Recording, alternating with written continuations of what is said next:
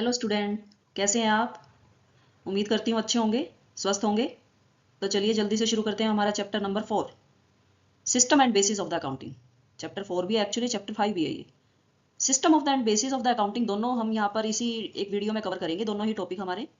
पहला है system of the accounting. कितने सिस्टम होते हैं हमारे अकाउंटिंग के?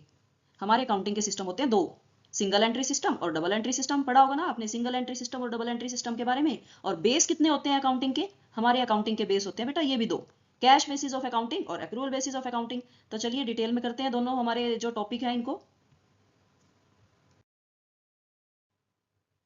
फर्स्ट है तुम्हारा single entry system. Single entry system क्या होता है? एक्चुअली ये बहुत ट्रेडिशनल सिस्टम है जो पुराने टाइम से यूज होता आ रहा है। पुराने टाइम में जब डबल एंट्री सिस्टम नहीं था तब सिंगल एंट्री सिस्टम को यूज किया जाता है। ये कोई खास ऐसा कोई नॉलेजफुल जिसमें ज्यादा नॉलेज की जरूरत हो ऐसा कोई सिस्टम नहीं है।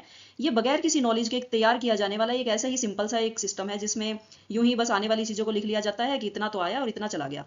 जैसे कि एक single entry system is A informal book keeping method है। इनफॉर्मल मतलब अनौपचारिक एक ऐसा सिस्टम है जिसको ऐसे ही अनऑफिशियली यूज कर लिया जाता है। Where transaction are recorded only once, एक ही बार यहाँ पर चीजों को लिखा जाता है, दो दो बार नहीं लिखते जैसा कि डबल एंट्री सिस्टम में लिखा जाता है। It focus on cash inflow and outflow. ये सिर्फ कैश आना और जाना इन दो ही चीजों को रिकॉर्ड करता है। Ignoring dual aspect of debit and credit, debit credit से इसका कोई मतलब नहीं होता। This method is easy to maintain, ये बहुत ही आसान मेथड होता है। और खासकर जहाँ छोटे बिजनेस और नए नए स्टार्टअप बिजनेस हो ना जो स्टार्टिंग में तैयार बनाए जाते हैं, ऐसे ऐसे बिजनेस के लिए ज्यादा सूट करता है। This method have incomplete information, यहाँ पर कोई भी पूरी इन्फॉर्मेशन नहीं लिखी जाती। हम पहले ही कह चुके हैं यहाँ पर कैश का आना और जाना लिखा जाता है और कुछ पर्सनल चीजों को ही रिकॉर्ड किया जाता है। इस तरह पर्सनल अकाउंट के किसी के नाम से राम श्याम मोहन, जिस तरह पर्सनल अकाउंट जो जो होते हैं ना, आपको पता ही है कौन से होते हैं, उन्हीं अकाउंट्स को यहाँ पर रिकॉर्ड किया जाता है। रियल और नॉमिनल की यहाँ पर कोई भी रिकॉर्डिंग नहीं होती। That's why profit and loss are not true and not reliable in this system. यहाँ पर प्रॉफिट जो है आपका क्लियर नहीं निकलेगा, फेक होगा। इन्फॉर्मेशन भी सारी आपकी आधी अधूरी होगी।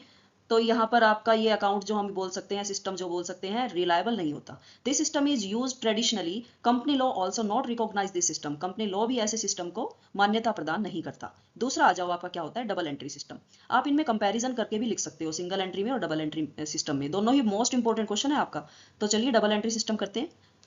The double entry system is a standard accounting method. ये एक बहुत ही सिस्टमैटिक मेथड है where every transaction is recorded in at least two account. दो अकाउंटों में कम से कम यहाँ पर ट्रांजेक्शन को रिकॉर्ड किया जाएगा जो कि अपोजिट साइड में अफेक्ट करते होंगे एक दूसरे को। One account has debit side and other account has credit side. This system instantly detect error. यहाँ पर बहुत ही आराम से जल्दी से आपका जो कोई गलती मिस्टेक्स हो, तो फ्रॉड हो किसी भी टाइप का, डेबिट और क्रेडिट के रूल्स जो यूज फॉलो करते हैं उसकी वजह से हम ट्रायल बैलेंस बनाते हैं और बहुत जल्दी से आपके डिटेक्ट हो जाते हैं आपके सारे एरर। आइडेंटिफाई किया जा सकता है आपके सारे किसी भी प्रकार के फ्रॉड को, मिस्टेक्स को, एरर को। It gives A clear picture of your business health, easily generate reports etcetera. It is a scientific and reliable method. ये बहुत ही विश्वास के लायक और साइंटिफिक वैज्ञानिक मेथड है क्योंकि यहाँ पर रूल्स फॉलो किए जाते हैं ना। Adapted by every business organisation, हर एक बिजनेस ऑर्गेनाइजेशन इस मेथड को यूज करता है। क्यों? क्योंकि कंपनी लॉ भी इसको मान्यता प्रदान करता है। हमारा कंपनी लॉ भी कहता है कि इसी के अकॉर्डिंगली, डबल एंट्री सिस्टम के अकॉर्डिंगली अपने अकाउंट्स प्रिपेयर कीजिए। तो ये दोनों में खास कौन सा है, सिंगल एंट्री का डबल एंट्री सिस्टम? जी हाँ, डबल एंट्री सिस्टम। आते हैं नेक्स्ट स्लाइड पे। अब आ जाता है आपका बेसिस ऑफ द अकाउंटिंग। दो बेस होते हैं, कैश बेसिस और accrual basis. Cash basis of the accounting क्या होता है? Cash basis of accounting is a simple book keeping method. बहुत सिंपल बुक कीपिंग मेथड है। इसके अकॉर्डिंगली जो हमारे अकाउंट्स में ट्रांजेक्शन रिकॉर्ड की जाती है ना, वो वही की जाती है जो कैश में ही हुई हो, यानी रिसिप्ट कैश में हुई हो और पेमेंट कैश में हुई हो, बस। This base of accounting show an unrealistic picture of your business. This base do not follow matching principle. ये matching principle भी follow नहीं करता। क्या होता है matching principle? Matching principle आपका कहता है कि अगर आपको कुछ revenue मिली है, रिसीव हुई है, तो उसके पीछे आपने expenses भी उसके लिए bear किए होंगे।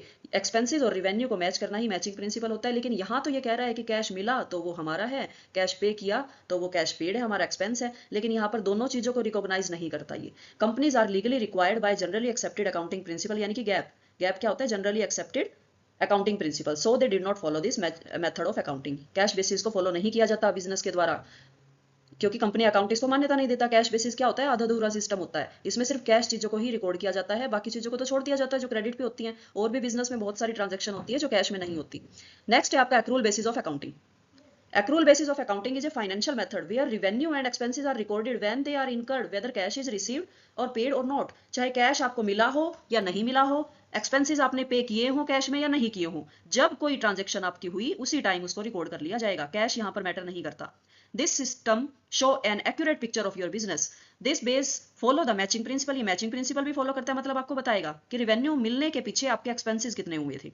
Companies are legally required by generally accepted accounting principle, मतलब गैप के नियमों को यहाँ पर फॉलो किया जाता है। So they follow the accrual basis of the accounting. Company law या बिजनेस जो कंपनीज हमारी हैं या बिजनेसेस हैं वो इस एक्रूल बेसिस को फॉलो करते हैं, क्योंकि हमारा कानून भी कहता है कि कंपनी के द्वारा एक्रूल बेसिस को फॉलो किया जाएगा। तो यहाँ पर हमने पूरे चैप्टर को कवर कर लिया, सिस्टम भी पढ़े और बेसिस भी पढ़े। आई होप आपको समझ में आया होगा। Okay, thank you.